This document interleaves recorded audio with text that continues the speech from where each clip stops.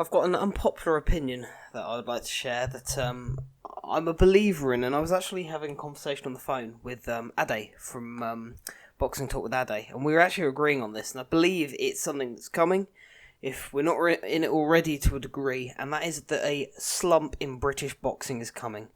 Now, we spoke in length about, people seem to forget, when we had the Frank Maloney shows and, like the Dave Coldwell shows of 10 years ago in small halls, and that was British boxing. That was the state of British boxing.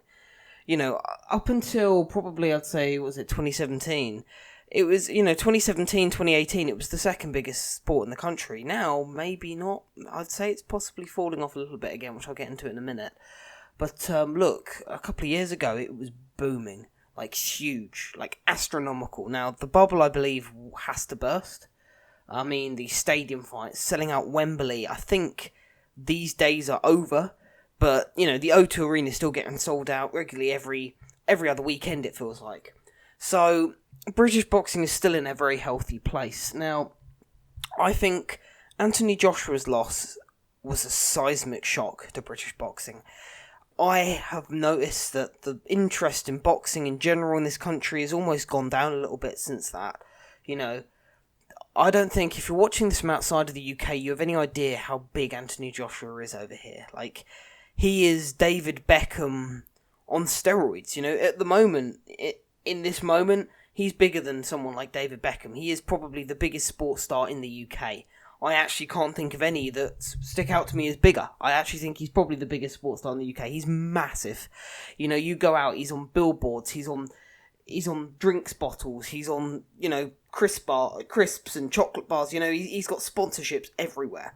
He is massive. Now, his loss, as I say, as the face of the sport in this country has, I think, almost curbed casual interest a little bit, which, as much as people, the hardcore, like to sort of downplay the casuals, casual boxing fans are what keep boxing afloat. Let's be fair.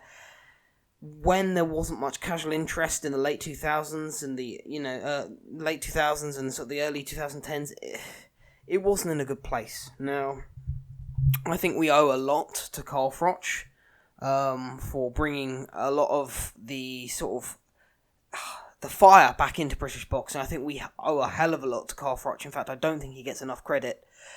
But what Carl Froch started, Anthony Joshua amplified times 10. Now, as I said, if Anthony Joshua loses again, this is what me and Ade were talking about. If Anthony Joshua loses again to Andy Ruiz, British boxing is on life support.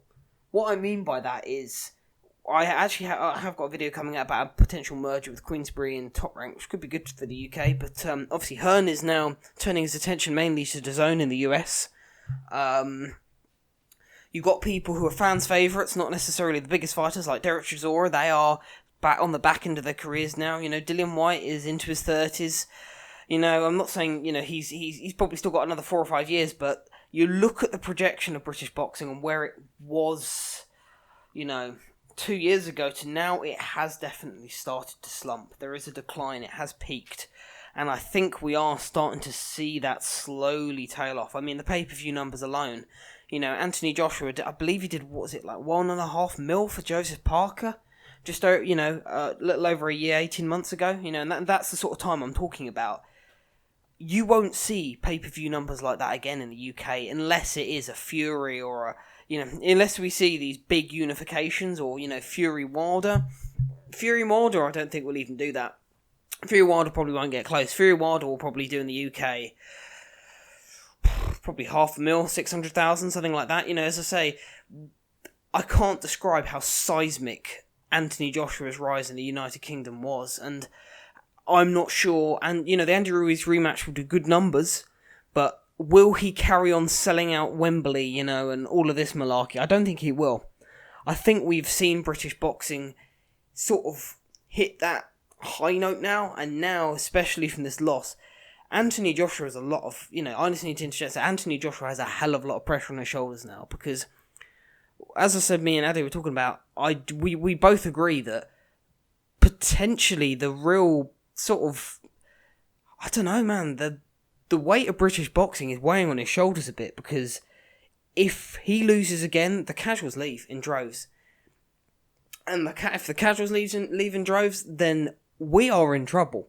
We are genuinely in trouble, because once the casuals go, a lot of the money goes, a lot of the injection of, let's say, the cash goes, and we start to slowly make our way back to those small haul days, which we never want to see a return of again, And I don't think it will ever quite get that bad again, but you do look at it and think, are we facing a slump? We are seeing the numbers don't lie. Things are starting to slow and have slowed. At one point, it felt like we had a brilliant card every couple of weeks, Every week or two, we were being spoilt with cards a couple of years ago, I remember it, and now it feels like it's every couple of months, and there's not as much interest as there once was. So it will be very interesting to see what happens. For me, I actually, and I'm going to do a full prediction, I'm not confident Joshua wins. I'm actually not confident Joshua wins the fight at all, actually. But if he doesn't, as a Brit, I almost want him to win, not because I am a Joshua fan, but I don't want him to win necessarily because of that. I want him to win because this is the sport I love, and obviously this is the country I reside in, and if he does lose, it will actually be detrimental to, the sport I enjoy. Which sounds crazy, but really that is the way, because Anthony Joshua has a following like no one else in the UK. Like, Dylan White is literally, I'd say, 1/15 as big. Tyson Fury is about, I don't know, a 10th as big. Like Anthony, maybe like a 5th as big as Joshua, but I can't describe how much bigger he is than everybody in the UK from a sort of casual following and like almost like a social media following point of view. So if he topples and if this falls off a cliff, then the whole of British boxing is going to feel it. So it'll be very interesting to see where it goes if that does happen. And I will just be interested. I'm just really interested to see where it goes. I really, really hope for British boxing's sake that if he does lose, there is still enough interest in the other fighters that British boxing is now in a strong enough place to never regress back to those days. Because at this point, it may sound almost a daft thing to say, because British boxing is now probably boxing's probably like the 3rd or 4th biggest sport in the UK now. So it almost feels like, well, why are we panicking? Why is there a problem? But let's remember, it's the 2nd biggest sport a couple of years ago. So it already feels like it's slipped a little bit, not by massive amounts.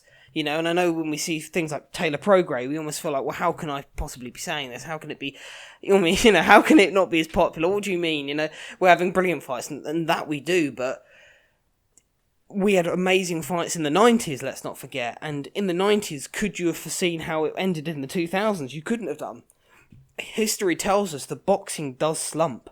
And if history is to be believed and history does repeat itself, we could see a return of that, Who would have said that Frank Warren, and, Frank Warren, I know Barry Hearn wasn't as big in the 90s, but Frank Warren in the 90s would end up how Frank Warren was in the late 2000s. No one could have foreseen that downfall. And yet it happened. So we saw it, we've seen the downfalls before, we've seen how boxing can slump, so it is something that is very possible to happen. I just personally hope it doesn't, but we'll be very interested to see how the UK audience respond to a Joshua loss.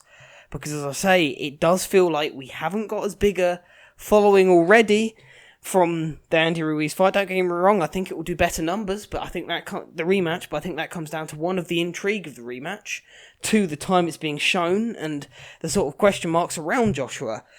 But as I say, I already think that the stadium fight days are over. I don't think you're going to be seeing him sell out Wembley unless it's against a really good dance partner anymore. He's not going to be able to send, against, voluntary defences and stuff like that. He's not going to sell out those anymore, in big arenas. It's not going to happen. So that already shows me that we're on a slight decline. But after these guys go completely, I mean, let's fast forward and say, once Joshua, Fury and that lot have retired, what state will British boxing be in?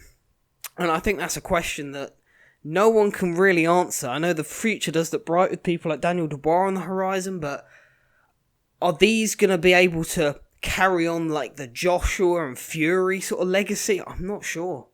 So it's going to be interesting to see how this goes, because as I say, there's been a massive explosion in the UK scene in the last sort of 5 years, all started by Carl Froch, as I say, but Anthony Joshua just took it on steroids and sort of blew it up. So it'll be very interesting to see where it goes over the next sort of 5 years or so, and how the landscape looks in 5 years' time. So let me know what you think, because I'll be interested to see what other people think. But yeah, take care, and see you later.